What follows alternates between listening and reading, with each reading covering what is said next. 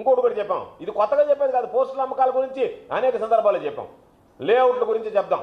లేఅవుట్ల గురించి ఏం మాట్లాడాడు? గోవర్ధన్ రెడ్డి బినామీలు లేఅవుట్లు వేసినారు అని అన్నావా లేదా?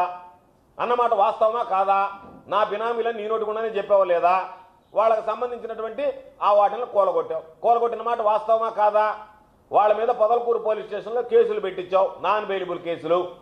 నా బినామీలు అన్నావు, వాళ్ళ మీద కేసులు పెట్టించావు, వాళ్ళకు ఉన్నటువంటి లేఅవుట్లు కూలగొట్టావు. ఇవన్నీ చేసినటువంటి నువ్వు ఈరోజు ఎందుకు వాళ్ళకి దగ్గరుండి అనుమతులు ఇప్పించావు? నేనేమన్నాను?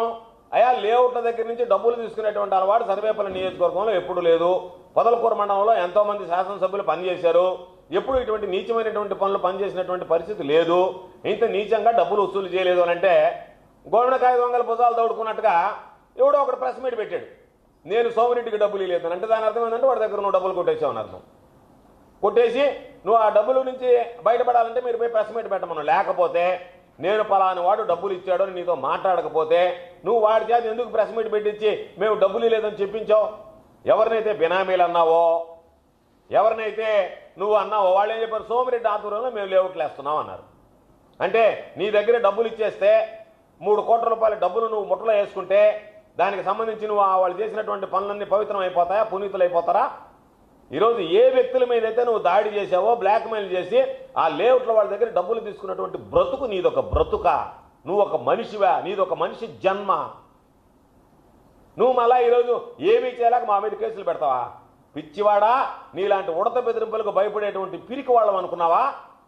కేసులకే భయపడే పని అయితే రాజకీయాల్లో ఉంటామనుకున్నావా? ఈ జిల్లా రాజకీయాల్లో 2 సార్లు నీ మీద గెలిచి మట్టి కనిపించినటువంటి వాడిని ఒకసారి ఓడిపోతే ఓడిపోయి ఉండొచ్చు.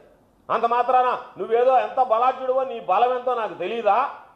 నీ బలానికి బయటపడి భయపడి అమ్మా సోమిరెడ్డి నా మీద కేసులు పెట్టాడే, నేను ఏ విధంగా చేయాలని అనుకుంటాను అనుకున్నావా? నేను మరలా చెప్తున్నా, కాసుకో, రాసుకో.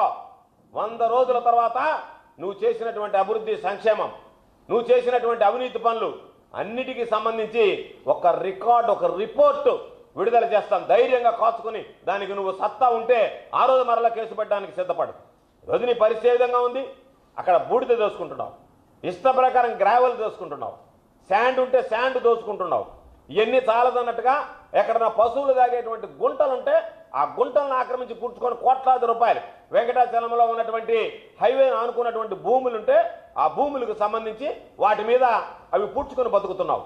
పుణ్యక్షేత్రాల్లో ఎన్నడైనా నేను వైఎస్ఆర్ కాంగ్రెస్ పార్టీకి సంబంధించి 5 సంవత్సరాలు వైఎస్ఆర్ కాంగ్రెస్ పార్టీ ప్రభుత్వం అధికారంలో ఉంది, శాసనసభ్యుడిగా ఉన్నా, మంత్రిగా ఉన్నా, ఏ రోజైనా పుణ్యక్షేత్రాల్లో డైమండ్ డబ్బాలు, 3 ముక్కల ఆటలు ఆడినటువంటి, కోళ్ల పందాలు ఆడినటువంటి సందర్భాలు ఉన్నాయా? పవిత్ర పుణ్యక్షేత్రమైనటువంటి గొలగమూడిలో డైమండ్ డబ్బా ఆడారా లేదా? కస్మూర్లో 3 ముక్కల ఆటలు ఆడారా లేదా? పోలీసులు కేసు పెట్టాల్సింది నా మీద కాదు. ఒక దళితుడి 3 లక్షల రూపాయలు డిమాండ్ చేసినటువంటి సోమిరెడ్డి మీద కేసు పెట్టాలి. రోజువారీ నీ కొడుకు డైమండ్ డబ్బా వాళ్ళ దగ్గర, 3 ముక్కల ఆట వాళ్ళ దగ్గర డబ్బులు వసూలు చేస్తుంటే వాళ్ళ మీద కేసులు పెట్టాలి. ఏదో చెప్తారు కదా, ఆవు చేలో మేస్తే దూడ గట్టున మేస్తుందా అన్నట్టుగా నీకు పరాకాష్ట ఏంటంటే కోతిని ఆడిపించుకునేటువంటి వాడి దగ్గర నీ శిష్యులు రోజుకు 200 రూపాయలు వసూలు చేస్తున్నాడంటే సిగ్గుతో చచ్చిపోవాలను. నువ్వు ఎమ్మెల్యేగా ఉండడానికి అసలు అర్హుడువా అని అడుగుతున్నా నేను. ఇంత దారుణమైనటువంటి పరిస్థితులు ఎప్పుడైనా చూసామా అని అంటున్నాను. ఈ మధ్య కాలువల మీద పోవడం ఎప్పటి నుంచి ఉంది మీరు గమనించండి. రాజశేఖర రెడ్డి గారి జలయజ్ఞం ప్రారంభించినప్పటి నుంచి సోమిరెడ్డి కాలువల మీద పర్యటించడం అలవాటు అయిపోయింది.